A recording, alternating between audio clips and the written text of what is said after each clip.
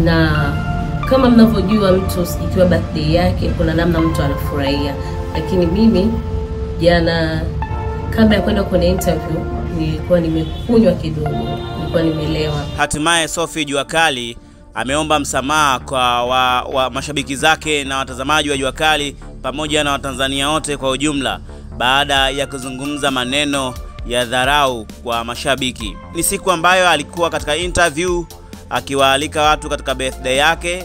Alikuwa akihojiwa na katika interview alisema kwamba kwenye birthday yake hajaalika watu wa hadhi ya chini, amealika mastaa wakubwa wenye hadhi kama yake. Na hivyo ukiona hajakualika ufahamu kwamba wewe sio hadhi yake, na hajaalika wanuka midomo, hajaalika wanuka mikojo, hajaalika masikini, amealika watu wa type yake. Hivyo aliomba msamaha kwa kauli hiyo ambayo iliwakera watu wengi sana mtandaoni na haikuvutia kabisa kwa kila yoyote mwenye akili timamu kuisikiliza kauli hii. Haikuwa inavutia hata kidogo. Na maneno mengine alisema kwamba alikuwa ameolewa, amesema kwamba anatembea na mume wa mtu na pete alikuwa amevaa ni ya mume wa mtu, yaani kavichwa na mume wa mtu. Hivyo amekiri kwamba yote hayo alikuwa akizungumza wakati amelewa. Hivyo basi anaomba radhi na msimhukumu, mumsamee. Lakini licha ya hivyo, taarifa kutoka katika Lamata Village, kampuni ya Lamata Village Entertainment ikatoa ufafanuzi wa hilo swala na ikaomba radhi nayo.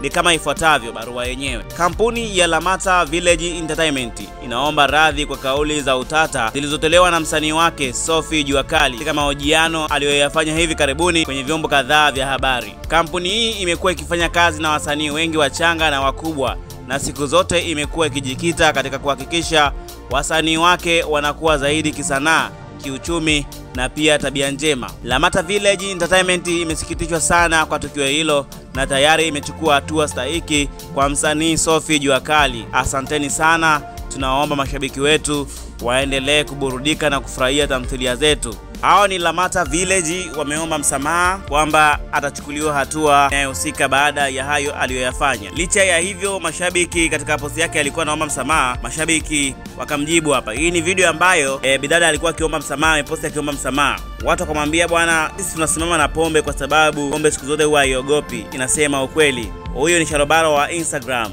posti pale. Lakini ndio official Samofi akamwambia tumekuelewa, tumekusamea. Huyu ni mchekeshaji. Christian Outfit akawa anacheka, lakini Mishi Superwoman akasema kwamba mkwe msamaha, unipe kadi ya bure kinuka mkojomie. Sharobaro wa Instagram naye akacheka baada ya hiyo reply. Machinga akishua huyo mume wa mtu kakupiga mkwara tayari Lakini kuna watu wakasema, Lamata Lea akasema kama mama mlezi hajapendezwa kabisa na tukio hilo, asante kwa kukumbuka kuomba msamaha jamii.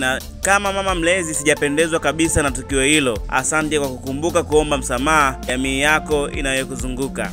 Sophie akajibu pale, mama mimi mwanao ninakiri sitarudia tena, nisamee sana.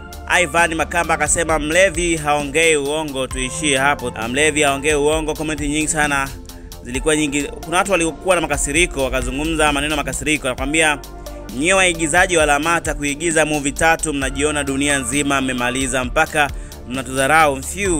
Mlevi aongeagi uongo. Kwanza wewe ni kawaida yako na sio mara moja kuforce kiki. Sema sisi mashabiki tunakuona kama hamnazo cha msingi. Usitukane mama na kabla haujavuka. Shida mnajisahau sana, alafu msiwe mnasingizia pombe bana. Uzuri tunaokunywa tunajijua, huwa tunadhamiria kusema kabla hatujanywa usiingizie pombe. Ni comment nyingi sana, ila hizo chache ambazo mashabiki wametoa hapo nilizokusomea zikionyesha reactions za mashabiki baada ya kauli hiyo ya kuomba msamaha. Mimi ni Steven Kamila, hii ni Ragama Filamu. Usiache kusubscribe, kulike, comment na kushare ili wa kwanza kupata update na wakala.